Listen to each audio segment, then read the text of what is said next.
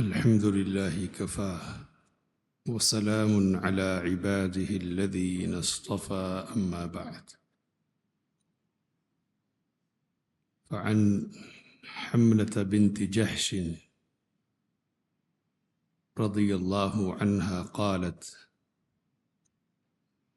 كنت أستحاض حيضة كبيرة شديدة، فأتيت النبي صلى الله عليه وسلم أستفتيه، فقال: إنما هي ركضة من الشيطان، فتحيضي 6 أيام أو 7 أيام، ثم اغتسلي، فإذا استنقأت فصلي 24 أو 23، وصومي وصلي، إن ذلك يجزئك، وكذلك افعلي كما تحيض النساء. فإن قضيت على أن تؤخري الظهر وتعجلي العصر، ثم تغتسلي حين تطهرين، وتصلين الظهر والعصر جميعا، ثم تؤخرين المغرب وتعجلين العشاء، ثم تغتسلين وتجمعين بين الصلاتين، فافعلي، وتغتسلين مع الصبح وتصلين. قال: وهو أحب الأمرين إلي. سیدہ حمنہ بنت جحش رضی اللہ تعالی عنہا کہتی ہیں کہ میں استحاضے کی شکایت میں بہت زیادہ مبتلا تھی، تو میں نبی صلی اللہ علیہ وسلم کی خدمت میں فتویٰ پوچھنے کی غرض سے حاضر ہوئی۔ آپ صلی اللہ علیہ وسلم نے فرمایا کہ یہ شیطان کی طرف سے جھپٹا اور چوٹ لگانے کی وجہ سے ہے، تو تم 6 دن یا 7 دن حید کے شمار کرو، پھر غسل کر لو، پھر جب پاک ہو جاؤ تو 24 دن یا 23 دن نماز پڑھو، روزے رکھو اور نماز پڑھو۔ فإن ذلك يجزئك، اس لیے کہ یہ تمہارے لیے کافی ہے۔ اسی طرح کرو جس طرح حیضہ عورتیں کرتی ہیں۔ اگر تمہیں قوت ہو کہ تم ظہر کو مؤخر کر دو اور عصر کو جلدی کر لو، پھر تم پاک ہو جاؤ تو غسل کرو اور ظہر اور عصر ایک ساتھ پڑھو۔ اسی طرح تم مغرب کو مؤخر کر دو اور عشاء کو جلدی کر دو، غسل کرو اور 2 نمازوں کو جمع کر لو، تو تمہیں ایسا کرنا چاہیے، اور صبح کی نماز کے ساتھ غسل کرنا چاہیے اور نماز پڑھنی چاہیے۔ آپ صلی اللہ علیہ وسلم نے فرمایا کہ یہ 2 باتوں میں سے زیادہ میرے نزدیک پسندیدہ ہے۔ یہ بلوغ المرام کے باب الحیض سے ایک روایت آپ کے سامنے پڑھی گئی ہے۔ باب حیض سے متعلق ہے اور حیضی سے جڑا ہوا ایک مسئلہ ہے، استحاضے کا مسئلہ۔ حیض کا خون تو طبعی ہے، یعنی نیچرل اور فطری بنیاد پر عورت کے رحم کے اندرونی حصے سے جاری ہوتا ہے۔ پچھلے ہفتے اس سلسلے میں کچھ باتیں آپ کے سامنے رکھی گئی ہے۔ استحاضے کا خون اس سے مختلف ہوتا ہے اور کسی رگ کے پھٹنے کی وجہ سے جاری ہوتا ہے، اور عورت کے رحم کے اوپری حصے سے لگ کر اس کا گزرنا ہوتا ہے۔ تو کچھ اس قسم کا شبہ بنتا ہے کہ یہ بھی حیضی کا خون ہو۔ تو جن عورتوں کو یہ شکایت ہوتی ہے وہ ایک قسم کی پریشانی میں ہوتی ہے، یہ پاک ہے یا ناپاک ہے۔ آپ کے سامنے یہ بات پچھلے ہفتے رکھی گئی کہ تقریباً 10 کے قریب خواتین نبی اکرم صلی اللہ علیہ وسلم کے زمانے میں اس شکایت میں مبتلا تھے۔ تو کئی خواتین کا نبی اکرم صلی اللہ علیہ وسلم کی خدمت میں حاضر ہونا ہوا ہے، اور انہوں نے اپنا مسئلہ نبی اکرم صلی اللہ علیہ وسلم سے اس سلسلے میں پوچھا ہے۔ تو یہاں حمنہ بنت جہش رضی اللہ تعالی عنہ اپنا قصہ بیان کر رہی ہے کہ مجھے بہت زیادہ استحاضے کی شکایت تھی اور کثرت سے میں اس مرض میں یا اس شکایت میں مبتلا تھی۔ نبی اکرم صلی اللہ علیہ وسلم نے پہلے تو یہ بتلایا کہ یہ حیض نہیں ہے بلکہ شیطان کے چوٹ پہنچانے اور کچوکے لگانے کی وجہ سے ہے، تو یہ رگ کا مسئلہ ہے، یہ رحم کا مسئلہ نہیں ہے۔ پھر نبی اکرم صلی اللہ علیہ وسلم نے کہا کہ 6 دن یا 7 دن تم حیض کے شمار کرو۔ تو یہ جو 6 دن یا 7 دن شمار کرنا ہے یہ کن خواتین کے لیے؟ تو جو احادیث اس مسئلے سے متعلق ہیں ان کا جو خلاصہ علماء نے نقل کیا ہے وہ یہ کہ ایک عورت کی جو استحاضے کی شکایت میں مبتلا ہو جائے اس کی 3 حالتوں میں سے ایک حالت ہو سکتی ہے۔ پہلی حالت کیا ہے؟ تو پہلی حالت یہ کہ یہ خاتون ایسی ہو کہ جس کو عادت ہو پہلے سے، اس کے دن پیریڈز کے متعین ہو، 3 دن 5 دن 7 دن وغیرہ، تو یہ جو عورت ہے نا اس کو معتادہ کہتے ہیں، یعنی عادت والی عورت۔ عادت والی عورت کے ساتھ معاملہ واضح ہے کہ جتنے دن حیض کے تھے پہلے سے اتنے دن حیض کے شمار کیے جائیں گے اور باقی کے جو دن ہوں گے وہ استحاضہ کے شمار کیے جائیں گے۔ تو یہ ایک حالت ہے کہ عادت والی عورت کے ساتھ یہ معاملہ پیش آئے۔ دوسری صورت یہ ہے کہ عورت عادت والی تو نہیں ہے لیکن اس کے پاس تمیز کی صلاحیت ہے، یعنی یہ صلاحیت ہے کہ وہ حیض کے خون اور استحاضہ کے خون کے سلسلے میں فرق کر سکے۔ تو فرق کے سلسلے میں پچھلی حدیث گزری ہے کہ نبی کریم صلی اللہ علیہ وسلم نے کہ دم الاسود یعرف، حیض کا جو خون ہوتا ہے وہ کالا ہوتا ہے اور پہچانا جاتا ہے۔ تو یہ تمیز اگر ہے تو پھر کیا ہے؟ تمیز کی بنیاد پر ایک عورت فیصلہ کرے گی کہ یہ حیض کا ہے اور یہ استحاضے کا ہے۔ حیض کا جو خون ہوگا اس میں نماز نہیں پڑھی جائے گی، روزے نہیں رکھے جائیں گے۔ یہ بات ہمارے سامنے آئے گی، پہلے بھی آئی اور آئے گی کہ نمازوں کی قضا نہیں ہے، روزوں کی قضا کی جائے گی۔ تو یہ تمیز والی حالت ہوگی۔ تیسری جو حالت ہے وہ یہ کہ نہ عادت ہو نہ تمیز ہو۔ تو تمیز اور عادت کی بات کیوں نہیں ہو؟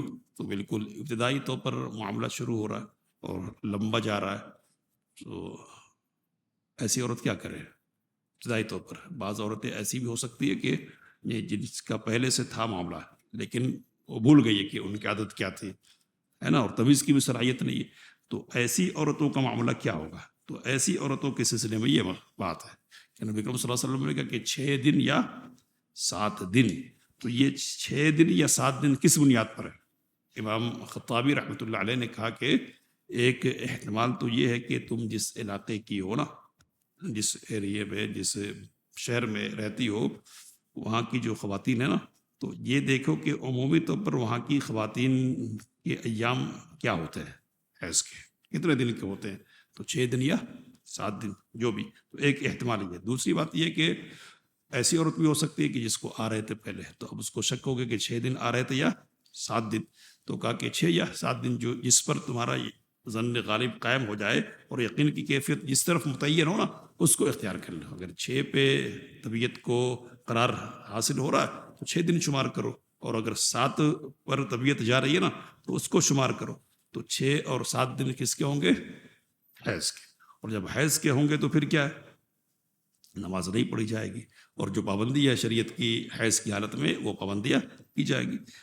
6 دن نکالیں گے تو 24 دن رہ جائیں گے، اور ممکن ہے کہ اور اگر 7 دن نکالیں گے تو 23 دن۔ تو اس لیے نبی کریم صلی اللہ علیہ وسلم نے آگے کیا فرمایا کہ 24 دن یا 23 دن تم نماز اور روزوں کا اہتمام کرو۔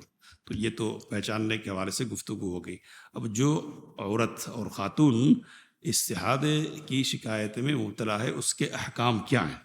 پچھلے ہفتے باتیں ہمارے سامنے آئی تھی۔ تو یہاں نبی کریم صلی اللہ علیہ وسلم نے کہا کہ اگر عصر ظہر کو مؤخر کر لو، یعنی ٹال دو، اور عصر کو معجل کر دو یعنی پہلے کر لو، اور دونوں نمازوں کے لیے ایک غسل کر لو۔ مغرب کے ساتھ بھی ایسا ہی کرنا کہ اس کو مؤخر کرو آخری وقت میں اور اس کو پہلے کر لو۔ تو 2 نمازوں کو ایک ساتھ کر کے ایک غسل کرو اور نماز پڑھو۔ تو یہ جو مؤخر اور معجل کرنا ہے نا اس کو کیا کہتے ہیں؟ جمع کرنا کہتے ہیں، جمع۔ اور جمع کرنے کی دو صورتیں ہوتی ہے. ایک صورت تو ہے حقیقی جمع کی، اس کو جمع حقیقی کہتے ہیں.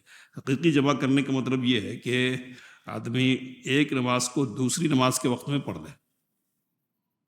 مثال کے طور پہ ظہر کو مؤخر کر دیا اور کدھر لے گئے؟ عصر کے وقت میں، تو یہ جمع تاخیر ہے. اور کبھی یہ صورت ہوتی ہے کہ پہلے پڑھ لیتے یعنی عصر کو ظہر کے وقت میں، تو یہ جمع تقدیم ہے. تو یہ حقیقی جمع ہے. اور ایک جمع ہے جمع صوری، یعنی صورتاً جمع ہے لیکن حقیقت میں جمع نہیں ہے. کیا مطلب ہے؟ کہ ایک نماز جو پہلی ہے نا، اس کو اس کے بالکل آخری وقت میں پڑھیں گے، وقت میں پڑھ رہے ہیں لیکن آخری وقت میں. اور جو دوسری نماز ہے نا، اس کو اس کے بالکل اول وقت میں. تو دیکھنے میں صورتاً تو یہ جمع ہے لیکن حقیقت میں جمع نہیں ہے، اس لیے کہ دونوں نمازیں اپنی اپنی وقتوں پر پڑھی گئی ہیں. نبی اکرم صلی اللہ علیہ وسلم نے کہا کہ کیا کرو، دو نمازوں کو جمع کر کے ایک غسل کر لو. ظہر اور عصر کے لیے ایک غسل، مغرب اور عشاء کے لیے ایک غسل. اور چونکہ فجر کے ساتھ کوئی نماز ہے نہیں، تو وہاں نبی اکرم صلی اللہ علیہ وسلم نے یہ فرمایا کہ مستقل طور پر ایک غسل کر لو. تو اس طرح سے دن اور رات میں 3 غسل کر لے ایک عورت. تو یہ جو غسل کرنے کا حکم ہے نا، یہ وجوبی حکم نہیں ہے، یہ استحبابی حکم ہے. یعنی ایک عورت ایسا کرے تو بہتر ہے. اس لیے نبی اکرم صلی اللہ علیہ وسلم نے کہا کہ یہ میرے نزدیک زیادہ پسندیدہ امر ہے. اگر ایک عورت غسل نہیں کرتی ہے 2 نمازوں کے لیے، تو اس کو کیا کرنا ہے؟ تو ہر نماز کے لیے علیحدہ طور پر وضو کرنا ہے. ہر نماز کے لیے، ظہر کے لیے الگ، عصر کے لیے الگ. اب یہ بات پچھلے ہفتے آپ کے سامنے رکھی گئی کہ ایک وقت کی نماز کے لیے جو وضو کیا نا، تو اس نماز کے سے منسلک جو نمازیں ہیں یعنی رواتب وغیرہ ہے، نوافل ہیں، تو ان کی ادائیگی اس وضو سے کر سکتے ہیں. دوسرا وقت اگر آئے گا تو پھر یہ وضو کام نہیں کرے گا، اس کے لیے الگ سے وضو کرنا پڑے گا. علماء یہ کہتے ہیں کہ جس طرح استحاضہ کا مسئلہ ہے، یعنی مستحاضہ عورت کا کہ ہر نماز کے لیے وضو کرنا اس کے لیے، یہی مسئلہ تمام عذر والے لوگوں کے لیے ہے. عذر والے لوگ کون ہو سکتے ہیں؟ وہ بعض لوگ وہ ہوتے ہیں کہ جن کو مسلسل پیشاب آنے کی شکایت ہوتی ہے. بعض لوگ وہ ہوتے ہیں کہ جن کو وضو پر کنٹرول نہیں ہوتا ہے، یعنی مسلسل ریاح کی شکایت ہوتی ہے. تو ایسے اگر لوگ ہیں نا جن کو مسلسل یہ شکایت اور ان کا وضو ٹک نہیں پاتا ہے، قائم نہیں رہ پاتا ہے، تو ان کے لیے یہ حکم ہوگا کہ ہر نماز کے لیے وضو کر لیں. مثال کے طور پر ظہر کا وقت آیا، وضو کر لیا، اب اس وضو سے نماز پڑھ لیں گے، گرچہ کہ اس وضو کے بعد وضو باقی نہ رہ گیا ہو، تو اب پھر سے دوبارہ وضو کرنے کی ضرورت نہیں ہے. کن لوگوں کے لیے؟ یہ جن کو تسلسل کے ساتھ یہ شکایت ہے، یعنی جن کا قائم رہنا وضو ممکن ہی نہیں ہے، کیا ٹوٹ گیا، کیا ٹوٹ گیا. تو جیسے استحاضہ کی کیفیت ہے، ٹوٹنے ہی کی حالت ایک طرح سے مسلسل. تو جس طرح یہاں ہر نماز کے لیے وضو کرنا ہے، اسی طرح ریاح کے خروج کی شکایت ہو یا مسلسل پیشاب آنے کی شکایت ہو، ان کے لیے بھی یہی مسئلہ ہے. کبھی کبھار کا مسئلہ نہیں ہے یہ تسلسل کے ساتھ اگر کسی کو یہ شکایت ہے تو ان کے لیے یہ حکم بیان کیا جا رہا ہے. اب یہ بات کہہ کے بات ختم کریں گے کہ نبی اکرم صلی اللہ علیہ وسلم کی خدمت میں صحابیات حاضر ہوتی تھی. اب ظاہر سی بات ہے کہ مسئلہ کون سا ہے؟